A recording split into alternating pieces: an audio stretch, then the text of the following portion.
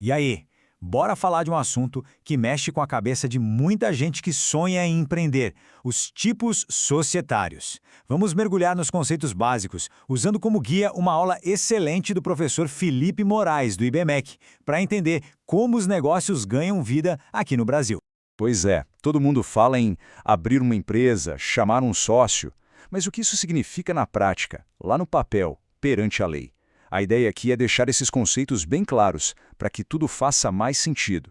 Bom, para a gente entender os diferentes tipos que existem, temos que começar pelo comecinho, né? O que, afinal de contas, a lei diz que é uma sociedade? Olha só, a definição está aí, direto do nosso Código Civil. Vamos quebrar isso em partes? Primeiro, é um contrato, um acordo de vontades. Segundo, exige uma contribuição de cada sócio, seja com grana, bens ou próprio trabalho. Terceiro, o foco é uma atividade econômica.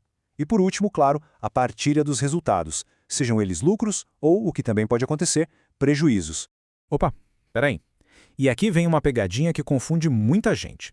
No papo do dia a dia, a gente usa sociedade e empresa como se fosse a mesma coisa. Só que, legalmente falando, não é não. Fica de olho nisso, que é uma distinção super importante.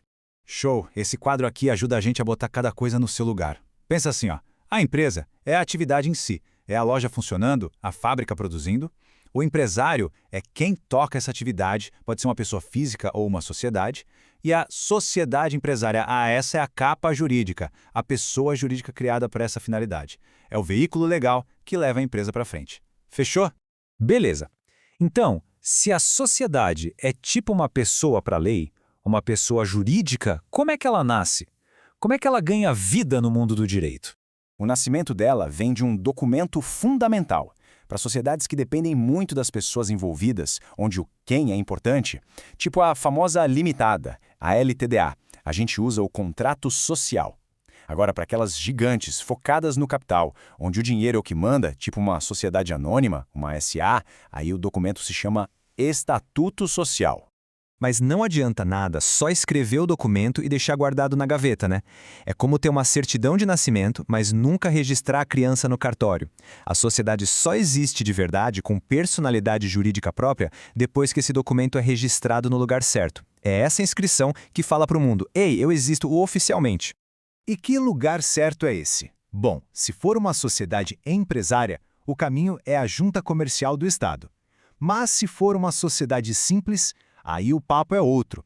É lá no cartório de registro civil de pessoas jurídicas. Anota aí que essa informação é de ouro na hora da prática. E falar nesses dois tipos de registro já puxa o gancho para a primeira e mais importante classificação das sociedades no Brasil. Basicamente, toda sociedade vai ser ou empresária ou simples, não tem meio termo. A própria lei já dá a letra lá no artigo 982. A regra é mais ou menos assim. Se a sociedade exerce uma atividade econômica de forma organizada, profissional, com cara de negócio mesmo, ela é empresária. Todas as outras são consideradas simples. Vamos ver como isso funciona na prática. Esse comparativo aqui deixa tudo bem claro. De um lado, a sociedade empresária, que é a regra geral. Pensa no comércio, na indústria, num serviço com vários funcionários, tudo bem organizado. Do outro, a sociedade simples, que é a exceção. Geralmente é formada por profissionais que se juntam para exercer a própria atividade intelectual, tipo uma clínica com vários médicos, um escritório de advogados ou um ateliê de artista, sabe? E como a gente já viu, cada uma tem seu lugar certo para ser registrada. Beleza. Para a gente amarrar tudo que foi visto aqui, com base na aula do professor Felipe Moraes, nada melhor do que ir direto na fonte, né? Vamos dar uma olhada rápida nos artigos do Código Civil que são a base de toda essa nossa conversa. Olha aí o artigo 981. Lembra daquela primeira definição do que é uma sociedade, com contrato, contribuição e tudo mais? Pois é, ela vem toda daqui. É o nosso ponto de partida.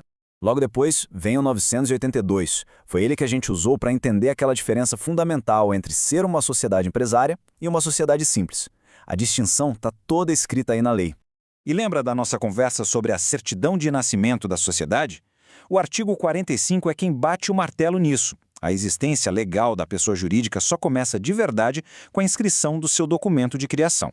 E para não ficar nenhuma dúvida, o artigo 985 vem e reforça essa mesma ideia. A tal da personalidade jurídica que separa o patrimônio da empresa do patrimônio dos sócios só nasce com a inscrição no registro certo.